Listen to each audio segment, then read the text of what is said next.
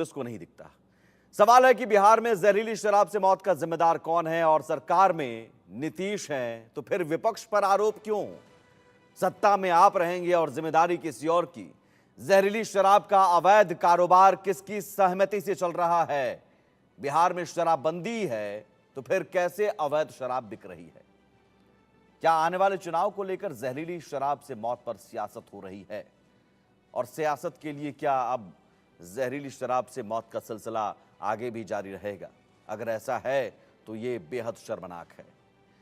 हमारे साथ जो तमाम मेहमान जुड़े हुए हैं, सबसे पहले आपका उनसे परिचय करवा दें। नीरज कुमार हैं, बिहार बीजेपी के प्रवक्ता।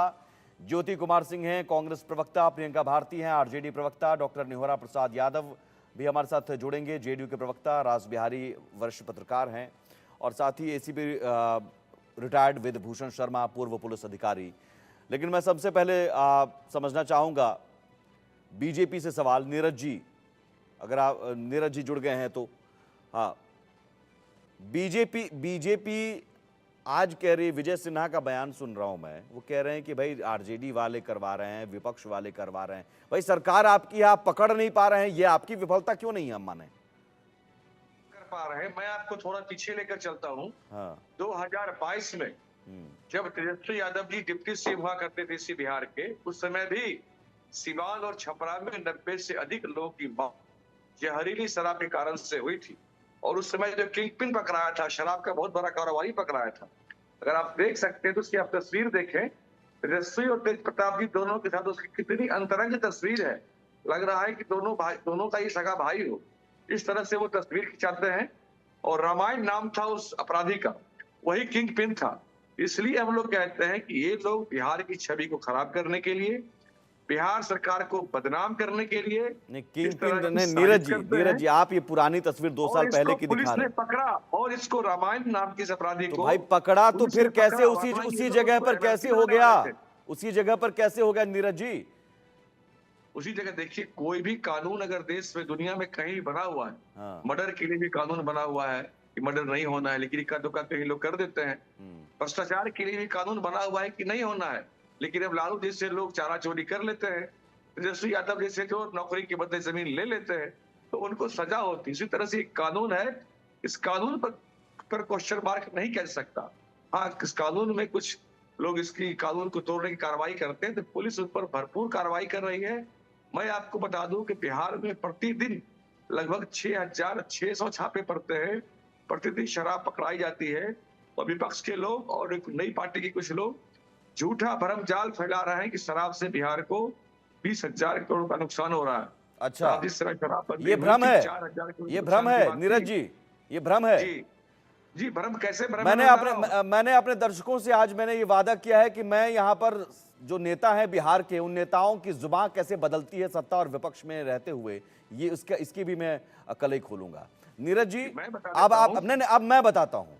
अब आप पीछे लेकर चले गए हैं तो पीछे लेकर आपको मैं लेकर चलता हूं। अमित मालवीय का ट्वीट है, बीजेपी के आईटी सेल के प्रमुख अमित मालवीय, इसी 2022 के दौरान जब जिसकी घटना का जिक्र कर रहे हैं, उस दौरान आप दिसंबर 2022 में भी हुआ था ये कांड। जी। नीतीश कुमार के ही कार्यकाल में बिहार में शराब का टर्नओवर 200 करोड़ से 4000 करोड़ तक पहुंचा था। ये ट्वीट अमित मालवीय का है, जाकर चेक कर लीजिएगा। जी, दावे के साथ कह रहा हूं। और सुन लीजिए, सुशील मोदी जी का तो उनका निधन हो गया, लेकिन उन्होंने भी उस दौरान सवाल उठाया था और कहा था कि एक तरफ राजस्व का नुकसान हो रहा है, दूसरी तरफ 1000 लोगों की मौत हो गई है, समीक्षा क्यों नहीं कर रहे हैं नीतीश कुमार? इसके अलावा संजय जायसवाल तब बीजेपी के प्रदेश अध्यक्ष थे, प्रेस कॉन्फ्रेंस करके बाकायदा कहते हैं कि बहुत कमाई है, इसलिए शॉर्टकट में पैसे कमाने के लिए कम उम्र के बच्चे भी शराब की खेप यहां से वहां पहुंचा रहे हैं। और उन्होंने तो पूरा बताया था, नेक्सस बताया था। तो भाई बीजेपी आप नहीं, अब आप कह रहे हैं भ्रम है। अब आपने 2 साल पहले आपको भ्रम नहीं लग रहा था? सटीक उत्तर दे रहा हूं साहब जी।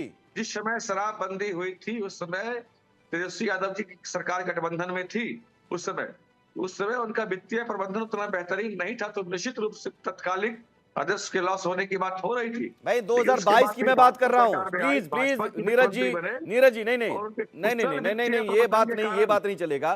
आपने सर हो रहा था, उसको दूर कर लिया गया। नीरज जी जवाब आपके पास ना हो तो कुछ भी मत बोलिए। मैं कह रहा हूं जब आप सरकार में थे तब भी आपने सवाल उठाया था। संजय जायसवाल की प्रेस कॉन्फ्रेंस आपको याद दिलाऊं, सत्ता में थे आप, सत्ता में थे, जी तब भी संजय जायसवाल ने सवाल उठाया था। उन्होंने कहा था कि इसकी समीक्षा होनी चाहिए और समीक्षा उसकी तो आज फिर भी हो रही है। तो संजय जायसवाल झूठ बोल रहे थे। समीक्षा आज भी कर रहे हैं कि कानून के पालन में कहां कुछ कमी रह गई, किस कारण से तो घटनाएं ये घट भ्रम जाती है। थोड़ी है कि 20,000 करोड़ या 30,000 करोड़ की समानांतर अर्थव्यवस्था पहुंच गई। ये आपके नेताओं ने कहा था जब आप सत्ता में नहीं थे।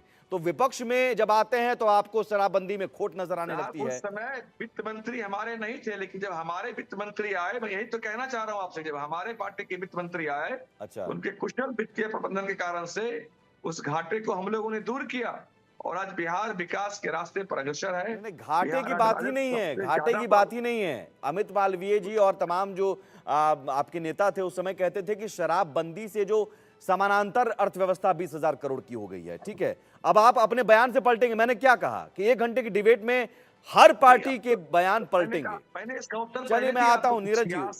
नहीं, उत्तर ये होता कि हाँ, हम जो पहले कहते थे उसी बात पर आज अडिग हैं। पकड़े जाते हैं और वो पकड़े गए शराब भी सरकार के खाते नहीं में सर, जाते हैं। नहीं सर। चलिए अब अगली पार्टी की बारी आती है, प्रियंका भारती जी।